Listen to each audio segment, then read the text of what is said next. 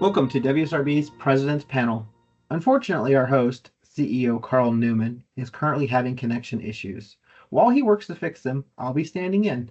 My name is Josh, Vice President of Marketing. Let's kick this off with some introductions. Carrie, you have the floor. Good morning. It's so great to see everybody, and I want to thank everybody for being on this call. My name's Carrie Cheshier. I'm the president with Berkley North Pacific, and it's an honor to be here with my esteemed colleagues. Thank you, Josh. Oh, thank you, Carrie. Nice to have you here. Stan. Stan McNaughton. I'm the CEO of PEMCO Mutual Insurance Company, and I've been involved in insurance for 30 years. So a little perspective to share and to learn. Glad to be here. Yeah, we're glad to have you here on a Monday morning too, getting you guys up early. We appreciate it. Steve. Thanks, Josh. My name's Steve Stogner. I'm the president and CEO of Grange Insurance Association. Haven't been in the industry quite as long as Stan, and CEO far less time than that. So I'm always learning and look forward to the discussion. Great, thank you so much.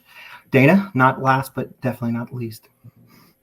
Thanks, Josh. Dana Ferestien. Good morning, everyone. I'm the regional president for Alaska National Insurance Company here in Seattle.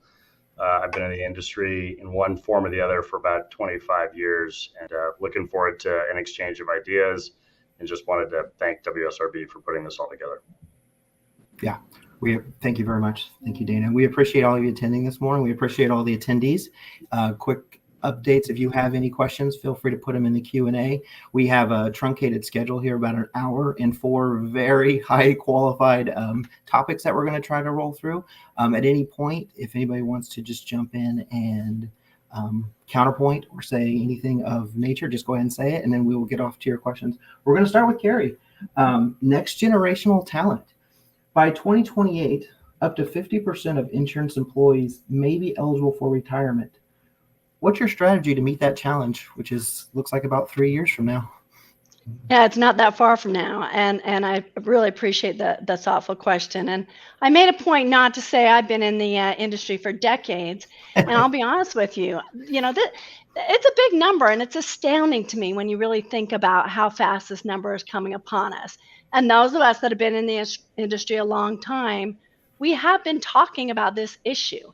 It is imperative that we realize that this is not just a staffing issue, though. It is a knowledge transfer crisis. At Berkley North Pacific, we're fortunate to have a multi-generation and quite frankly, a workforce on the younger side. We as an industry must address this challenge with a comprehensive proactive strategy. So the way that I view it, it's a three-prong approach. First, we have an opportunity to do a better job telling our story. We need to invest in outreach programs that don't just start in the universities. We can get involved in junior achievement. We can go to high schools, and we need to do a better job telling our story about what a great career an insurance career is. In our organization specifically, we partner with universities to showcase the rewarding careers that are available in insurance, careers that offer purpose, stability, and growth. When university students understand how exciting this is, it really raises their awareness, because when you really think about it, our businesses and our insurance companies, they are a microcosm of everything that's out there. We need all sorts of skills, and that's one of the things the insurance industry brings. Second of all, I think organizations must invest in strong internal development programs and succession planning. Some of the things that we've done, we have a robust talent assessment approach, aggressive 9-block, and we identify emerging leaders and technical experts so you have multiple choice on what path you might want to go in. This helps us tailor career paths and succession planning more effectively. Equally important is the knowledge transfer, though. We need to capture the expertise of those nearing retirement, and we need to embed into our culture a system that transfers that knowledge. Lastly, early engagement with associates that are considering retirement and connecting with those that have recently retired is really important. Retirement doesn't mean a full stop. Many seasoned professionals, they're eager to stay in the industry. So many times you see people coming back as consultants, working with people up and coming in the industry, And this is something we really need to focus on, because studies show that workers in their 60s and 70s, they're adaptable, they're productive, and maybe even a little undervalued. And so let's figure out a way to really get everything we can out of them. And more importantly, fill their soul in staying involved in this really cool workforce. The challenge is coming really fast, and we must act with urgency and intention to ensure that our organizations are ready for that big change. Is anybody else currently, and I'm asking anybody else, this is Steve, Stan, and Dana's world, are you guys also kind of seeing that it's important, as Carrie mentioned, telling our story? And how has that kind of interacted with each of your guys' sort of mantra of how to get the next generation to pay attention to insurance? Well, I'll add that a lot of what Carrie said resonated for me a lot. Sitting in Seattle, it's a tech hub. Some people say things like insurance isn't very sexy. Why would I want to do that? And so I think you have to slow people down a little bit, get them to pay attention and understand what insurance really is. At the end of the day, we're making promises to people and taking care of them at their greatest moments of need. And that can be a pretty gratifying career if you think about it the right way. But you have to get people to actually, slow down and spend a little time to get interested. And once they do, I think they realize that it can be a pretty cool place to put a stake down and to spend their career.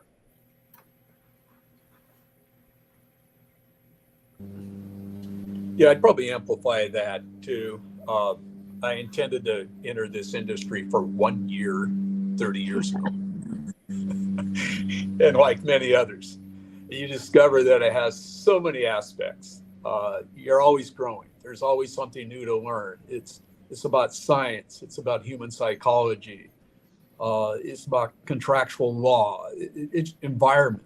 It just goes on. And I think helping people understand that it gets you up every morning. There's just something fulfilling in it. And as was very clearly said a moment ago, is what we do matters. Stan, what was that first job you had? Maybe that's what we should just have everybody start with. Keep them in for 30 years after that.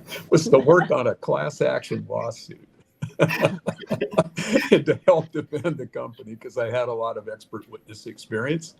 And that particular lawsuit was settled very, very fast. Not something I did, but something that had already been done when I joined. And then I ended up saying, well, I'm here. I committed a year. Here we are. That's great. Thanks, Stan. Steve? Yeah. Yeah, we've had actually a lot of success in tapping into our current employees and having them be what we call brand ambassadors to bring people into the organization. So really tapping into the connections that they have. And that's probably where I'd say we've had the most success, because if you have a highly engaged population within your organization, you're going to be able to really bring folks on. And we're big believers in having a best friend at work is super important to keeping people happy and productive in their roles.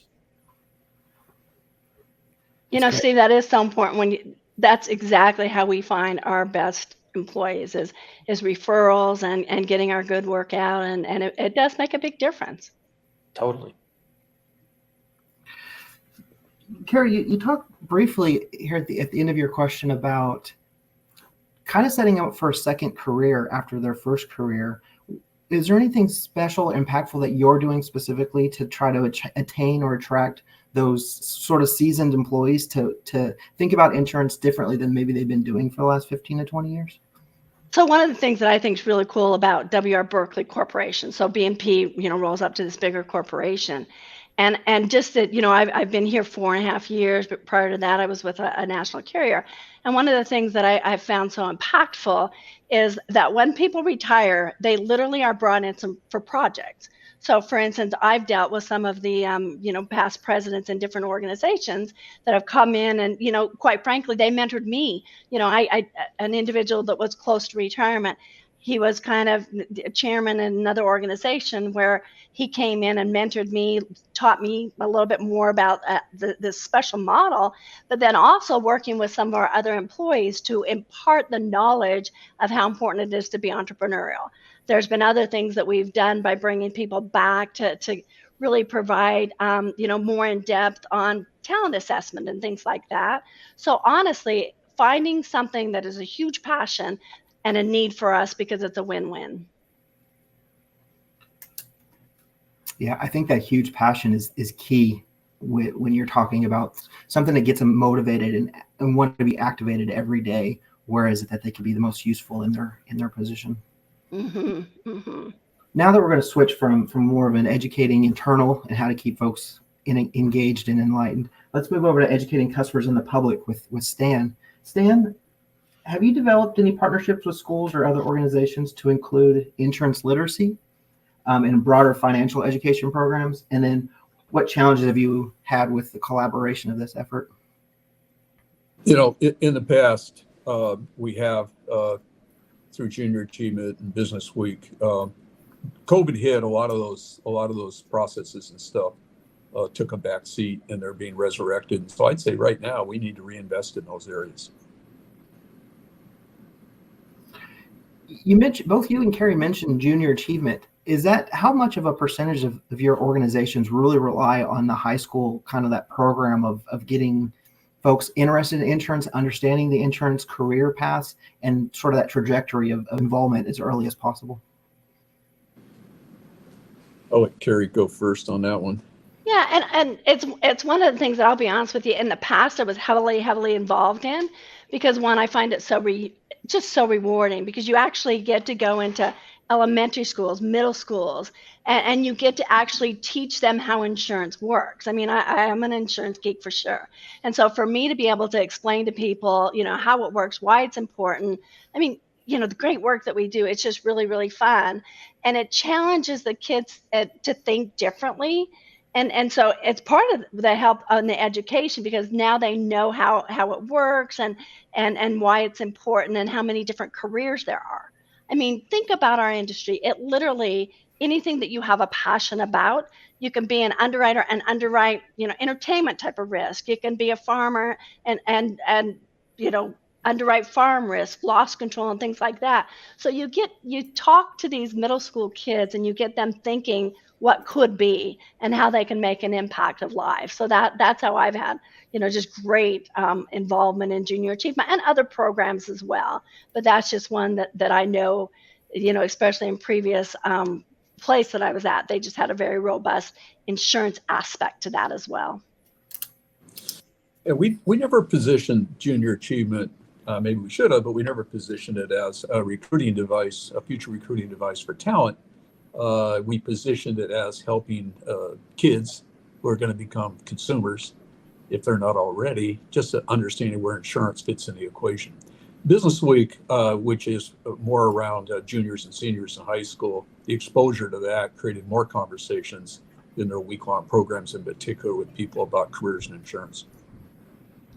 And I'd agree with that. We're not hiring little, children under certain ages, but it's good for them to understand what could be. Let's not say no right away. We're just thinking of ideas right now. Let's just right, exactly.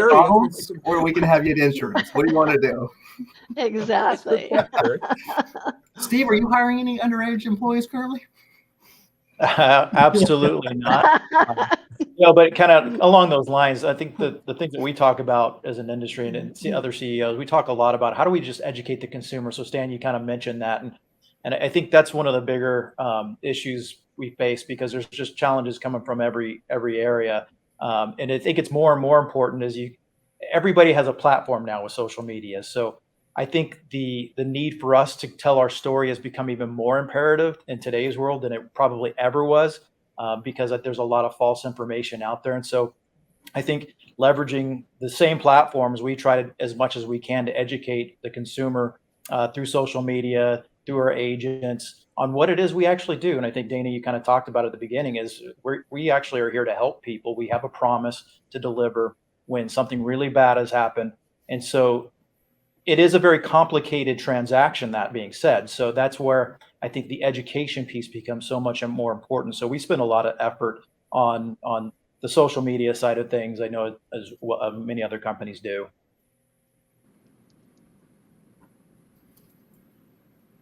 Dana, do you have anything to add to that?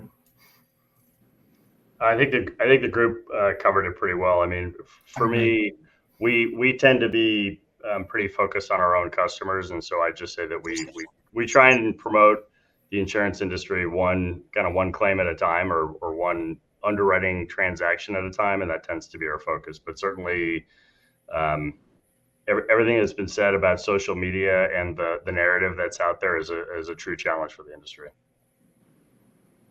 Carl, can you hear us? Yes, can you hear me? You know Wow. what? We're gonna let the professional take over. Thank you so much, everybody. Thank you, Josh. You're awesome. I had to switch computers. I'm our InfoSec guy would hate this, but I'm using my personal computer. We're not supposed to use personal computers for work, but today we're doing it. I've been able to listen in. You guys have had some great comments. So appreciate you being with us today, and thank you to our attendees for bearing with our challenges. But we've had a chance to talk about educating customers and the public. We've talked about about attracting that next generation of talent to our industry. And at this point, Dana, if you're willing, I'd love to have you talk about investing in and developing and empowering our team members. Sure. So I think I was thinking about it in the context of people building a career. My experience over the last 20 years has been that people are increasingly job hopping, and they go work a place for a while and then they get bored and they move on. And so I try to approach it from the standpoint of giving people reasons to really want to stay and not think about leaving. So for me, there's a few things that go into it. One is, I think it's pretty important to be a values-based organization, give people a purpose, make them feel like they're coming to work really to accomplish something. And I think I mentioned it earlier that, at its core, insurance is really all built around a promise, right? We collect a premium, and in exchange, we promise to do something if certain things happen. And I think getting people pretty organized around helping people in their time of need can really be a rallying cry and make people feel good about it. The other part of it is we always talk as an organization about, like, we got to grow, we got to profitably grow and be bigger next year than we were last year. But growth for growth's sake is not how I think about it. I think about it as growth being the lifeblood of opportunity, not only for the organization but for the people inside the organization. So the more that we can kind of set a course around how do we grow, how do we get better, the more there's individual moments for each person inside the organization to say, okay, how can I grow? How can I get better? So that's a big part of it. And then, I think the people on this call obviously have had a lot of success in their career, and we struggle with this, at least I do, with this challenge of, well, I can do it better than the next person. And so you have to absolutely fight that and say, I'm going to push this work down to the lowest level possible. Not because you're trying to do it faster, cheaper, or better, but because you're giving other people opportunities. So the more that you can do that, I think the more that you really help the organization.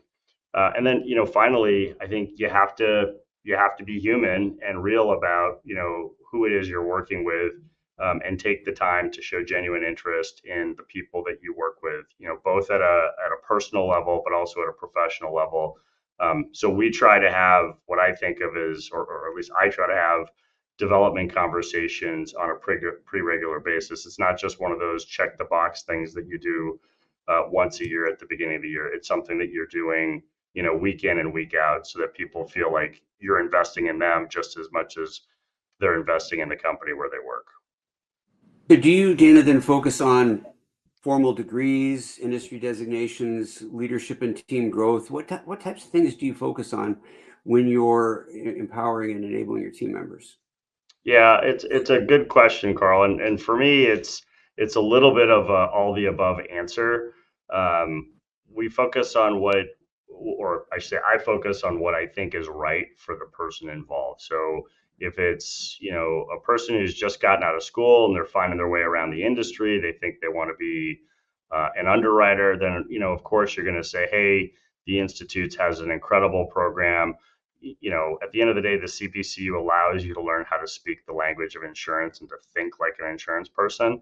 And that's the right place to go. But if, on the other hand, this is a person who's, say 5 or 7 years in career and they've shown real signs of being, an emerging star, then, I'll deploy what we have as being a high performance or high potential program where we take a cohort of people across disciplines and we allow them to learn from each other, all while benefiting from a business type of coach who's going to help them grow in as a group. And then finally, you'll get into situations where you're like, oh boy, what are we going to do with this one? And Carrie was talking about it earlier about succession planning and losing people. And so I'm currently laboring under the discomfort of losing a chief underwriting officer who's a 30-year veteran of the company. And that's like an oh boy moment, right? And so we were like, okay, let's find some sugar for these lemons and see if we can make some lemonade. And so I took two people and said, hey, you're going to move to this place and you're going to move to that place and you're going to switch job responsibilities and you're both going to do totally different jobs for 18 months. And all the while you're going to support each other. And that person who's getting ready to retire in 18 months is going to act as a mentor and coach for both of you. And so we just custom built something and we've called it an immersive job swap. And it's a little bit of a pilot. I think we'll probably do it over and over again because it's been really successful. We have to find like the right tools for the right job is kind of what it comes down to. And there's lots of tools out there. Sometimes you can build your own. Yeah. Well, keeping in with a tradition that we've started, the other panelists, Carrie, Stan, Steve, what are you guys doing at your companies to develop and build your team members? And I really love Dana's thoughts on the tailored approach. And I think that that's one of the things that, we're really focused on. It needs to be tailored to match what the individual, wants to achieve. And one of the things that one of our core values is, ownership. So that extreme ownership. So they also have a big part in developing themselves as well as us. And then we make sure that we have the programs available. We reimburse education. We've got a couple of people, pursuing MBAs, and there's a reimbursement program for that. And just helping them to get to that spot where they need to. So it's a win-win from the organization and their personal development as well. For us, we actually started a couple of years ago a journey on leadership development collectively. So all of us, from executives to directors, managers, we get together quarterly and we go through leadership development. Every quarter, we spend about 3 to 4 hours a quarter with each other in a room going through leadership development. And then out of that, we actually do what's called quarterly connects with individuals within our team. So it's really all around what that individual wants to develop for them, and how does that connect to the strategy that we're trying to achieve. So every quarter, we're coming together as an entire group to meet and discuss whatever challenges there are out there, because there's always going to be challenges. And then we go through, we role play and how to have crucial conversations, and how do we build an individual development plan that is tailored to help grow the person, that individual, whether they want to grow within their role, because we have a lot of discussion around that. Some people don't want to move on to a new role, but how do they become the best version of themselves in their current role? And then if they do want to move on to something else, how do we help develop them in that way through either a mentorship program or letting them do something across the organization over the course of a few months? That's awesome. Stan, I know this is a topic near and dear to you in your professional life. I believe you're the guy that brought a lot of professional development to your company when you first joined many years ago. Am I correct about that? Yeah, you are. We've had a long history of it. And you guys, a lot of things that you were saying that we have or had over times. It seems that you have eras of effort in this particular area. I think it's interesting. I think, Steve, you just mentioned crucial conversations. I'm propping up my iPad with a book, Crucial Conversations as We Talk. Nice. So I think very relevant. I think the thing that is a little bit different for us maybe is that we've gone heavily to the remote side of hybrid.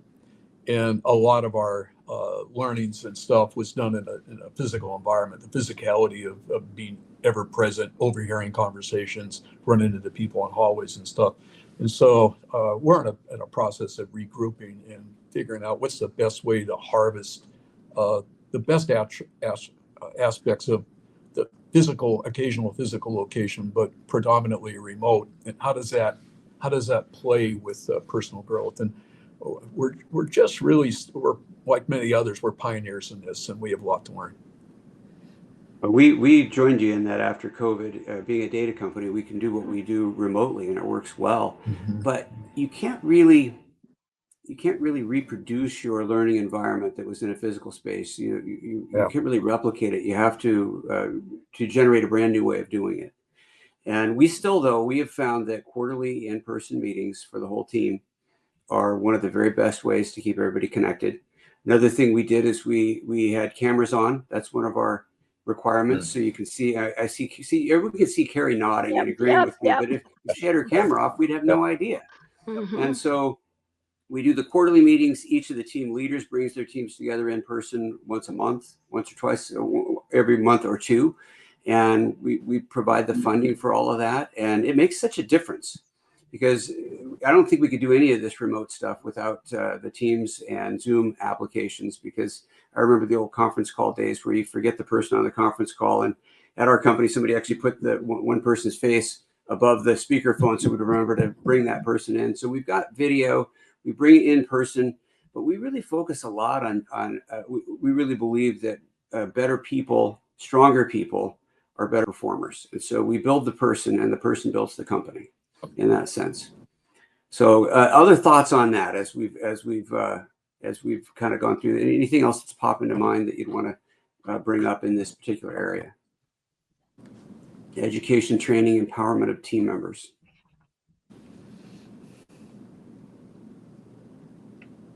Pivot to our next topic. And for this one, Steve, I'm going to put you on the spot if you're okay with that and ask you this question. I guess I'd start with a statement. We're living and leading in changing times. So how are you positioning your company to succeed through future changes in the business environment? Well, that is a great question, and the changes are happening faster and faster. And I know that's cliche because every generation's probably said that, but I took over about 6 months, roughly 6 months prior to COVID. And as a new CEO come in and you think there's a mark you want to leave, you want to start a new process, you want to do something bold. And then everything came to a screeching halt. And not much planning went in other than we went into how do we change the way we work during that period of time. But it did give me some time to actually reflect on how we plan and execute and create strategy in our organization. And it really helped us because the way we did it prior to it was very top down. Executives wrote the business plan and they pumped it out to the organization and said, this is what we're going to go do this. And as I was reflecting on why these things don't always work is because there was less engagement in the plan itself and the creation of the plan from other people outside of the executive team. So we took a different approach, starting with, okay, first, what's our core? What are we best at? Let's focus on that. Let's really reinvest in that. Let's set an ambitious goal around that goal. And then the most important part was, let's go find the people within the organization and externally that can help us get there. We didn't create the entire roadmap of how we were going to do it until we got those people in the organization. We just said, this is where we'd like to go.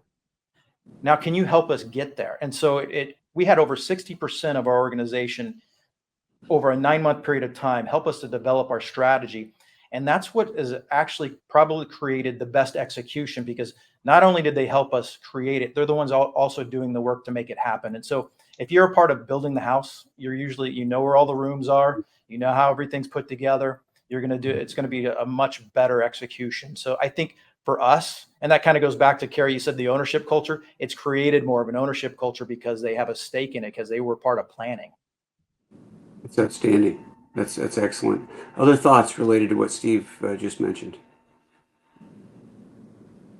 The one thing that I will add is an innovative environment. So one of the things that we try to do is we don't just solve, if we find an underwriting challenge of something that's changing in the marketplace, it's coming at us, whether it's a new risk or something like that, we don't just say, hey, underwriters, go solve it.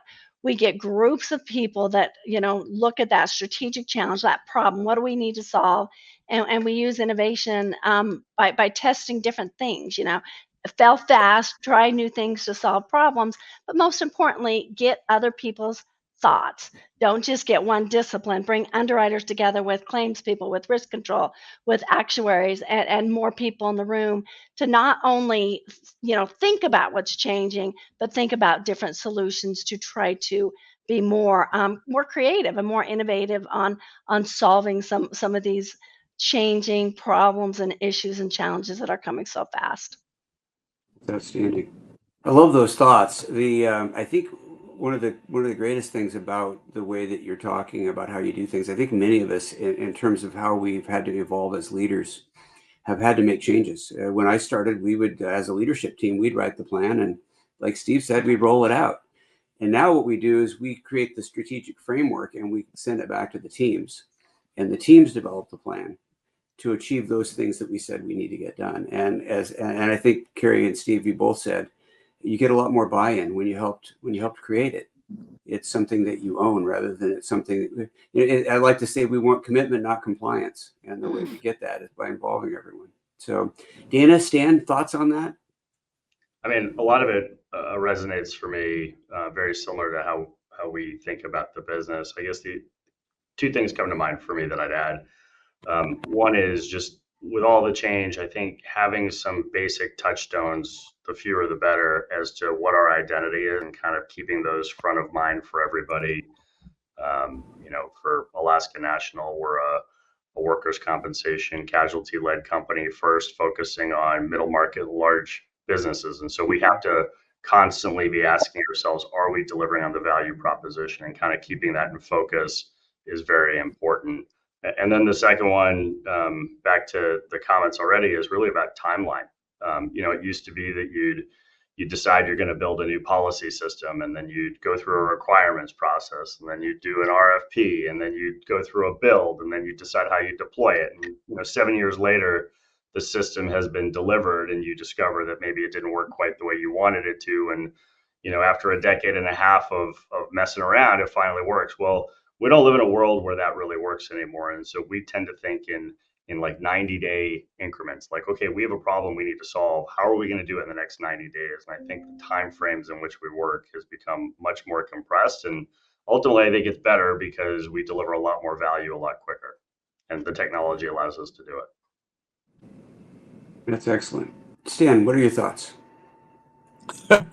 You're getting me. You guys are all getting me to think a lot. We're in the process of just updating our strategic plan. We're interesting when we talk about change, and you mentioned it in the past. The strategic plan time window was longer than 5 years, but we've just decided to partition it to 5 years because we just really can't see beyond the horizon, beyond that 5 years. The change is occurring so fast. So it's a 0 to 5 plan. One of the other things, looking back through multiple years of strategic plans and what went well and what didn't, is the number of times we've had to pivot. And now what we're seeing is the number of big things that we need to be doing at the same time. So we need to structure ourselves in a way, and that's what we're working on, to be able to do large things collaboratively at the same time, because we're all economic verticals. And that terminology, I studied economics a long time. It's always stuck with me, is that, it's unusual when a company actually creates a product, sells a product, services a product, right? And warranties it, so to speak. And you do all that, and you're the marketing, you're the sale, you do it all. And but it does require that everything be highly collaborative, everything be connected together. So lots and lots of moving parts. And so we're really strengthening up our processes to be able to do multiple important things at the same time without tripping over each other. And of course, the other things everybody's talking about is teamwork, understanding. People can't be empowered if they don't understand the guiding principles, and also what are you trying to achieve? What's the North Star? So all this highly resonates with me. That's outstanding. First of all, I love quotes. Here's Newman's quote on quotes. I love quotes because they're a lot of wisdom in a small, easy to carry package. And so the quote that comes to mind related to what we're talking about is we use kind of a version of it. The original quote from Ken Blanchard: "No one of us is as smart as all of us." And so what we say a lot at our company is all of us together are smarter than any one of us alone. And when we truly believe that and we put it into practice, we sometimes get our very best ideas from folks who ask questions that come out of a maybe less knowledgeable place than others. But they'll ask this profound question, and you go, wow, I've never looked at it that way before. John Maxwell likes to say, he says, some of my best thinking has been done by others. So, there's another quote for you. Anyway, this idea of leading in change is very challenging. And one of the things that we really have now that I'd like to pivot to a little bit is that today we have, in fact, at our company, we have 5 generations in our workforce, 5. And most companies have that. How do you leverage the different perspectives, the values, the wisdom? How do you do that? And how do you encourage, and I think, Carrie, you touched on this a little bit earlier, how do you encourage the shared learning and ensure knowledge transfer? How do we do that? And I'm throwing that out to the whole group. Yeah, I'll start, Carl, because it is interesting, Carl, because, same thing here. It's like never in our times have we ever seen different of 5 generations in the workforce. And so some of the stuff we've talked about, but how we approach it is a personalized engagement. Try to understand the person best. It's really easy to get into stereotypes and say, hey, all Gen Z or Gen X are a different way. What I try to do and what we try to do is we try to assess what the individual needs. Do they need mentorship, purpose? Some associates value autonomy and individual growth. They're still going to work with the team, but then we want to make sure that we're speaking to what helps them be the best that they can be and what excites them to come to work every day. There's others that are later in their careers. Some of them, they might want to have a lasting impact. So how can we take what they brought and give them the ability to leave a legacy that they're so proud of? But it's important to design programs and work with these individuals as individuals and not groups. One of the things that I'm a huge fan of is like reverse mentoring, going and getting that younger generation or people that think differently, and I spend time, I personally have spent time with them, learn how to be a little bit more technical savvy, social media and things like that, but make sure that we're listening to all the individuals at all the different levels, and making sure that we're taking the attributes that they bring, again, kind of what you're talking, Carl, make the organization better through all these individuals coming together and working together, because it's a heck of a lot more fun, to learn from each other. And the generational identities, that's just a small little thing. We need to actually spend time getting to know the individuals and really embracing the differences. And so we try to create a culture that will do just that. It makes a lot more fun to come to work every day too. Excellent. Yeah, and I think for us, kind of going back to what you were talking about a minute ago, Carl, and the collective wisdom and coming together is within our plans, we have basically 9 objectives, and those objectives have teams from across the organization that help feed into how they're going to achieve that objective. And so we take a strengths-based approach to this. So we try to pair up people that have complementary strengths, that they may not be in that discipline of underwriting or claims, but they may be from some other discipline, but they can bring wisdom in on how to communicate, leadership development. So we formed teams around objectives within the organization. So they're not just the functional units that you think of in traditional insurance, but they're coming across those teams to actually achieve the objectives that we have set out in our plan. So it's an interesting approach, because they're still doing their day jobs in terms of those functional jobs. But when it comes to building something new, we're bringing them in to help us develop the objective plans. Excellent. So, Carl, I don't know that I have anything new to add here, because I think there's been a lot of good ideas already, but I wrote down 3 things that kind of are the focus for me. One is flattening the organization, and I think that's what I heard from Steve a few minutes ago when he's talking about building the strategy and the plans from the bottom up so that you have real buy-in. I think everybody needs to feel like they're a part of and invested in the plan. Real collaboration, not just inside your underwriting group or your distribution group or your claims group, but across all the groups. And ultimately, I think the services we all deliver benefit from that, because when you put something into operation, Stan talked about verticals and being vertically integrated, and it's all inside one system. You have to think through the problem from every single angle. And then finally, the real challenge that we all face, we've been talking about it. I think Steve brought it up about COVID. Like, getting people in a room together regularly matters. And I'm not standing up to be the advocate for 5 days a week every week, but I think finding a cadence that fits your people, fits your culture, fits people's commutes, right? The answer in California may well be different than the answer in Seattle or in, Spokane, but finding a way to have people have real affinity for each other in a room together matters. And those three things to me feel like the building blocks for success. Excellent. Stan. You also, I agree with all that. I think, Dana, that we also have the power of the virtual tools and remote. And today, you can quickly assemble a team, and there's no geography restriction. You can get together, you can pull talent from multiple states, put them on a project. The trick is how do you get them to get to know each other better, and how often do you need to be physically together? But once you create that team sense, you can continue to keep that momentum up in a virtual environment, and more people can participate then.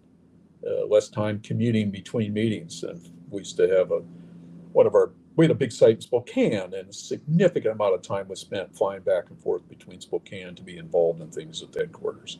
And today you can just click and be there. Yeah. So we have these tools available to us, and we need to use them all. Good. Here's maybe a broader question for all of us. AI is changing how business is being done. So there are opinions about how far along that continuum we are or not. But it is here. It's not going away. I think it's probably going to have a bigger impact than the internet eventually. So it's changing how we serve our customer. Have you seen changes in your leadership style? How have you evolved your leadership, I guess, to respond to AI? What are you doing regarding AI? How do we do this in this changing environment? Stan, I'll kick it to you to kick it off. Oh, go ahead, Steve. You're up. I was going to say, I don't know that it's changed my leadership style as much as it's piqued my curiosity for the future. I think I look at it as a tool. It's a very powerful tool, and it's going to help both our employees and our customers. Now, there's a lot of risks to it as well. And so the approach we're taking is how can we get ourselves ready, both by training and education of our employees and by failing fast, playing with the tools themselves and building the tools in-house and buying them off the shelf. So figuring out what is the best approach to building the things that we need to help our customers, to help our employees. But it really, for me, it's probably created a more sense of urgency than I've ever felt in my life to really understand what this can do. Because I do believe it can both have the power to level the playing field in a lot of ways. As a smaller carrier, I now could have 3 million data scientists at our disposal. But the trick is you got to learn how to use the tool, right? It's a power tool, and you got to figure out how to use it. And with that comes a lot of challenge and a lot of risk. So we first started by let's put a governance around this. Let's make sure we know there's a container for it. And then second, how do we get our folks ready by training them to understand what it can and can't do, or what it should and shouldn't do. And at the end of the day, we still believe, humans need to be at the end of the decision of whatever that decision is. And so, I don't know that it's changed my leadership style other than just pique my curiosity, probably more than I've ever been. It's a great question. Does it change your leadership style? Maybe it has for me, because I see so much opportunity and challenge from it in the future. And then I need to adapt to that, right? I need to, we were talking about talent earlier. So we're talking about generations in the workforce. I'm a digital immigrant, okay? When I came into my career, it was paper bound, okay? All this technology came along, and I had to be the immigrant and had to work. I have people working for us today, we talk multiple generations. They're digital natives, okay?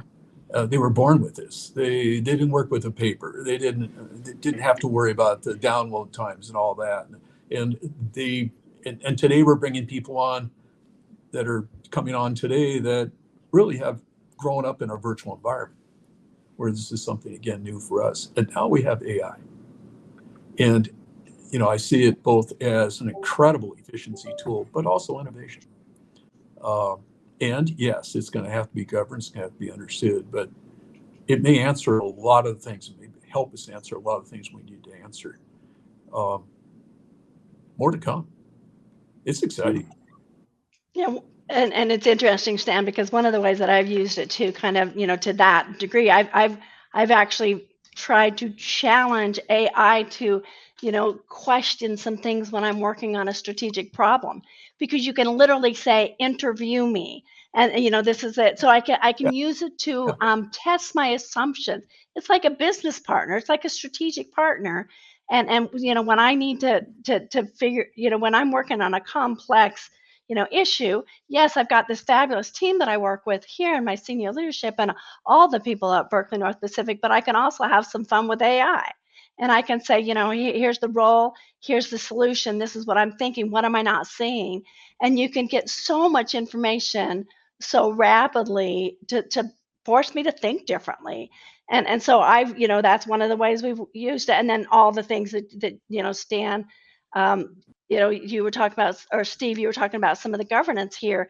We put a committee together to say, how can we maximize it? What are some test cases that we can do to really help us use the tool to make better decisions and quite frankly, challenge some of our biases. It's going to be very interesting to see where it goes. So Carl gave me 3 questions to answer about education. We can deal with that later right now. This is incredibly exciting. I'll let Carl direct the conversation. But I took those 3 questions and I ran them through an AI tool. And within minutes, they gave me all sorts of things that I could share with you. And I have to say, within all that, they gave me some hallucinations too. I go, oh, well, you don't understand that. But it saved me an incredible amount of time. And that's just a simple example, a very simple example. I ran into an attorney the other day. He practices arguing a case with an AI model. Wow. Think about that. Mm-hmm. Yeah. So, Carl, I was gonna answer the question a little bit differently before I heard some of these answers. So that's kind of interesting. But to me, like, it's changed my focus for sure. I feel like the focus is like looking around the corner, over the horizon, trying to see what's coming next. But really, from a style standpoint, I think it's changed the way that I communicate with the people that work for us, because we're all scratching our head going, okay, well, how many of these jobs can just be automated and done by a machine, right? And so there's, I think, a little bit of human nature for all of our employees that are saying, what's this mean for me? Okay, if we have chatbots that can answer every customer's question, is there still a job for me at the end of the day? And at least for the way that we think about the business, we look at the technology as empowering and enabling our employees to do more and to do it better. And I think really you have to, as a leader, if that's how you approach the business anyway, think about how am I going to lead through that change so that people feel positive and good about the change, because nobody likes the concept of working on a project that's aimed at extinguishing their role or their employment. So for me, that's definitely a place where I think my style is adapting and changing, because ultimately we look at AI as being something that benefits our employees, doesn't replace them. Mm-hmm.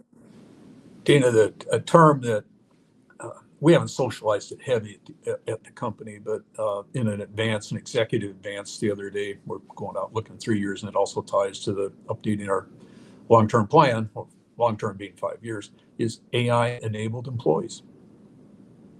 Yeah.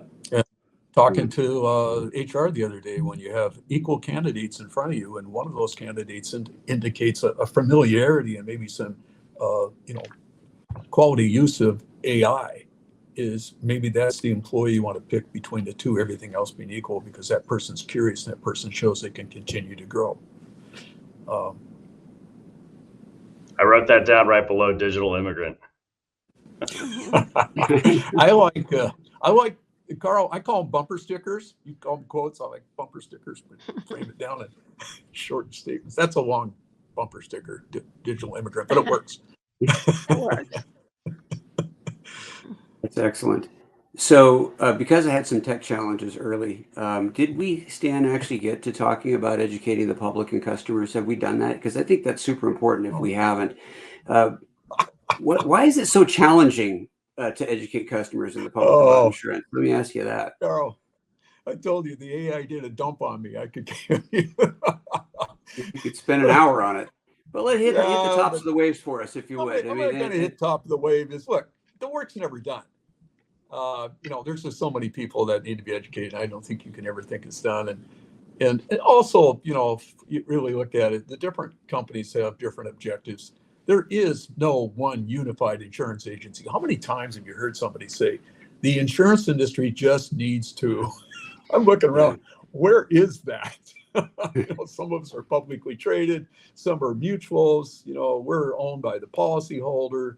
We're high to customer sat. Other companies are heavy to efficiency.